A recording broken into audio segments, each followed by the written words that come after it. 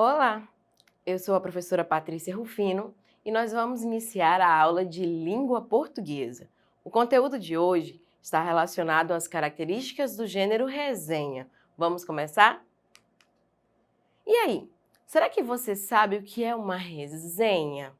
Já ouviram falar nessa palavra? Falar dessa palavra? Com certeza já. Não, não é uma festa. Não é uma festa. Na verdade, resenha como festa é um dos significados dessa palavra. Mas hoje nós vamos buscar outros significados.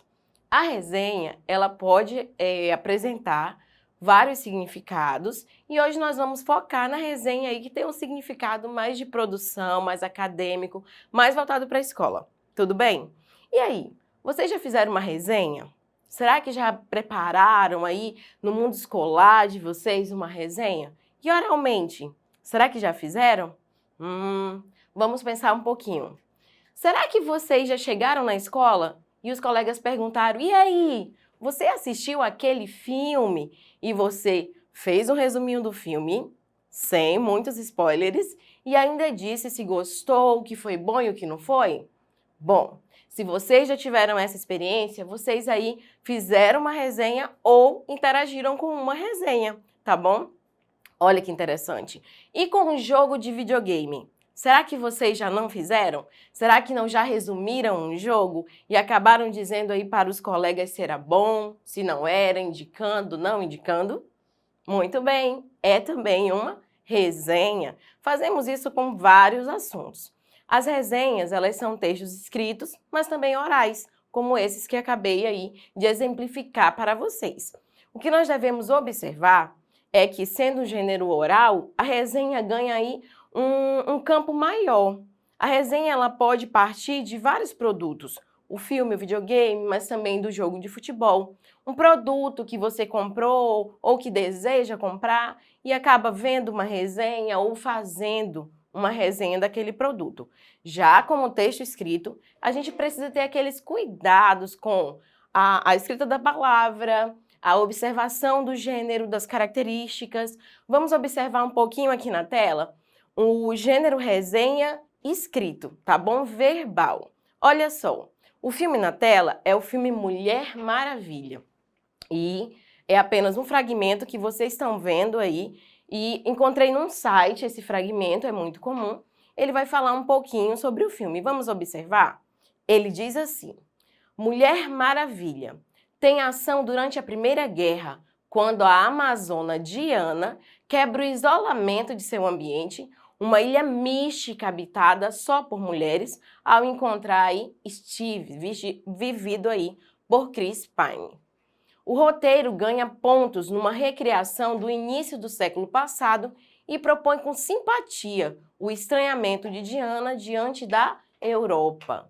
Claro que o filme rende muita discussão sobre um dos temas da vez, a mulher ganhando poder na sociedade machista. No caso de Diana, é um superpoder. Com ação, humor, romance e personagens charmosos, Mulher Maravilha é provavelmente o início de uma franquia com tudo para dar certo. Antes do segundo filme solo, ela vai se unir aos meninos no aguardado longa da Liga da Justiça e esperar para ver se Diana poderá colocá-los num caminho mais divertido do cinema.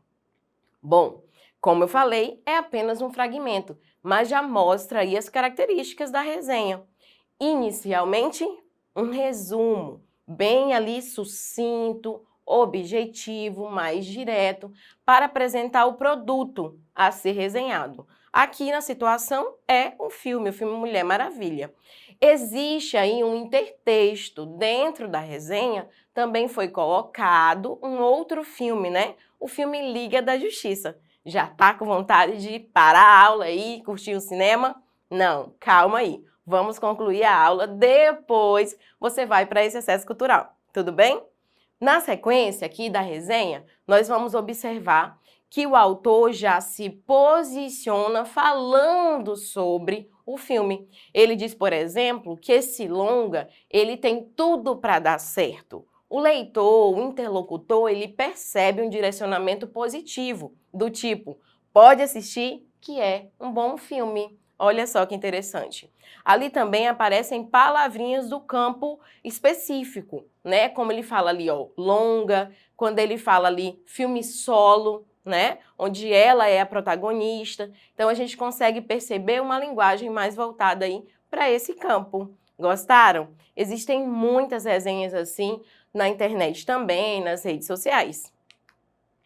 Bom, essa resenha que nós fazemos no dia a dia, ela é mais despojada. A resenha que acabei de mostrar para vocês e que nós lemos é uma resenha que ela tem um campo mais cultural, indicando filmes, também pode acontecer com peças teatrais, né, festivais. E na academia, na escola, na universidade, nós usamos a resenha um pouco mais formal, né? E a resenha ela assume uma nova característica. Essa característica de resenhar não só um produto cultural ou um produto a ser comprado aí, mas também como instrumento de aprendizado e de avaliação dentro aí das escolas e das universidades. A resenha, ela é um gênero cada vez mais cobrado nesses ambientes acadêmicos e de produção, claro, de conhecimento. Saber a definição da resenha e as principais características desse gênero textual é fundamental para a gente desenvolver boas jornadas de estudos. Na academia, quando eu falo academia, eu estou falando na sua escola, na universidade também, esse gênero assume aí mais formalidade, tanto na estrutura dele, por ele obedecer essas características específicas, quanto na linguagem, que também acaba aí fazendo usufruto dessas palavras mais formais do idioma, tá bom? Claro que não deve ser um texto incompreensível, né? Tornar ele muito formal também. Depende sempre das condições de produção. Como assim, professora? Condição de produção? É isso mesmo. Vamos observar essas perguntinhas para a gente observar o que são essas condições de produção. Primeira perguntinha. Aí, para que nós vamos fazer essa resenha? Né? Qual é o objetivo dessa resenha? É para minha página na internet? Será que é para o meu trabalho escolar? Quem vai ler o meu texto? Né? Quem é o meu interlocutor? Essas perguntas, elas são simples e elas limitam aí, né, o nosso olhar para a gente perceber quais são as condições de produção. Vamos dizer que você comprou um novo produto e aí você quer contar para as pessoas qual foi a sua visão sobre ele. Você pode gravar um vídeo, fazer um vlog, postar na sua rede social e ele vai ficar no formato de resenha, você analisando o produto. Neste caso, é para o público das suas redes sociais, então a linguagem vai ser mais informal, as pessoas estão ali para conhecer o produto e, claro, para matar a saudade aí, né, virtualmente. Já no caso de você estar fazendo um texto de circulação acadêmica, você escreve para o público também acadêmico e com objetivos muito específicos, de apresentar um produto determinado pelo professor, necessário para aquela disciplina, um texto provavelmente que vai ser avaliado. Então, eu tenho outra condição de produção, tá bom? Perguntas simples que ajudam aí no momento da escrita. A resenha, ela é um tipo de texto usado para descrever, e olha a palavrinha mais importante, analisar esse produto aí textual, que pode variar de obras literárias até tratados de anatomia. Todos os livros, de modo geral, podem ser resenhados. Além disso, há também as chamadas resenhas temáticas, que reúnem informações de diversos livros e de diversos autores aí sobre o mesmo assunto.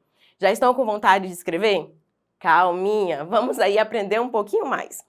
As resenhas, tradicionalmente, podem ser divididas em dois tipos, tá? A resenha crítica e a resenha opinativa.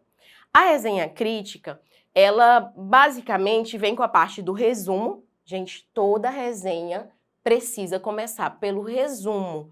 Professora, mas o resumo, o que é resumir? Resumir é você fazer a leitura do texto, assistir ao filme, à série, ao produto, e aí conseguir dizer em poucas palavras aquilo que o seu interlocutor precisa ouvir. Então, toda resenha vai ter um resumo, né, ali da obra que você está analisando. A diferença é que o texto aí de resenha crítica, ele não vai poder dizer se você gostou ou não, se é bom ou não. Ele vai apresentar ali o resumo para vocês e ele vai fazer correlações, ou seja, ele vai fazer uma análise comparando com outros títulos, comparando com a época histórica, por exemplo, comparando com pesquisas, pode acontecer, mas basicamente é isso, tá? Já a resenha crítica é aquela resenha que, além de você fazer o resumo, você vai se posicionando ao longo do texto, dizendo se aquilo é bom, se você indicaria ou não aí para o público leitor. As características basicamente são objetividade. Você precisa ser um pouco mais direto, né? Você tem um objetivo a cumprir. Concisão. Dizer aquilo que é preciso aí dentro do seu texto, com as palavras aí adequadas, sem ser repetitivo, né? Sem tornar o texto cansativo. Utilização de um método. Aí você escolhe descritivo ou crítico e, claro, obedece às características. E o uso da norma padrão da língua. Existem muitas variantes linguísticas, então você observa quem é aí o público leitor para ajustar o seu texto. Bom, aqui nós temos uma resenha, vou ler só um fragmento para vocês. É a resenha do livro Alto da Compadecida. Olha aqui, gente, o meu xodozinho, ó. Alto da Compadecida, do autor Ariano Suassuna. É muito provável que essa obra aqui, ó, esteja também na sua escola, na biblioteca da sua escola. Então, quando nós voltarmos, visite a biblioteca da sua escola para você encontrar esta obra, este título, O Alto da Compadecida. O Alto da Compadecida é um livro aí que ele tem uma peça teatral, mas ele também é filme, né? Vamos ler um pouquinho uma resenha que foi postada aí no Literar sobre ele. Bom, O Alto da Compadecida foi escrito há mais de 60 anos e continua até hoje sendo um dos mais relevantes e importantes textos sobre a cultura do Brasil.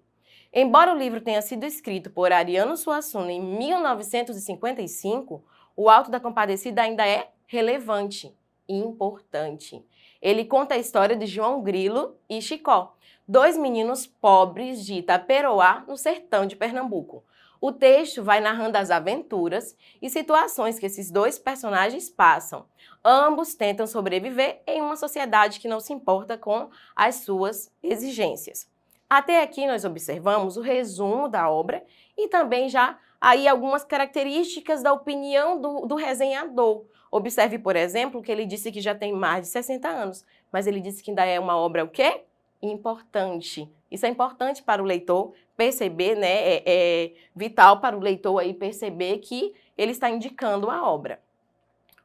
No Alto da Compadecida, temos o enterro de um cachorro em latim e o testamento, gente, lá da cadela lá do filme, né?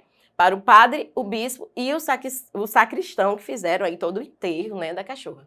Além disso, podemos ver o debate de João Grilo com o diabo, um gato que descome dinheiro. João engana os seus superiores, o clero, a burguesia, o cangaço e até mesmo o diabo. Olha só ali a capa do filme, lembraram, né? Então, esse filme, gente, a gente pode assistir 5 vezes, ele sempre vai trazer mais informações, novidades e, é claro, é sempre diversão em família. Eu falei 5? Para de contar, cultura é cultura, né?